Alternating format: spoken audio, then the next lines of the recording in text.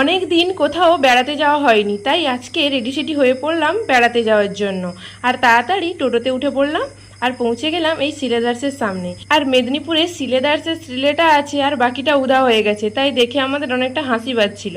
তারপর সেখান থেকে নেমে গিয়ে তারপর আমরা এলআইসি থেকে টোটো করে চলে গেছিলাম বড়বাজারে। আর এখানে যা জ্যাম ছিল, যেতে অনেকটাই দেরি হয়ে গেছিল।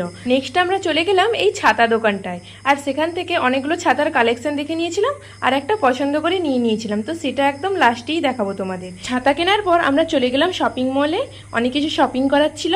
বাট সেখানে টি শার্টের কালেকশন ছাড়া আর কোনো কিছুই সেরকম চোখে লাগেনি, তাই একটা টি শার্ট নিয়ে নিয়েছিলাম।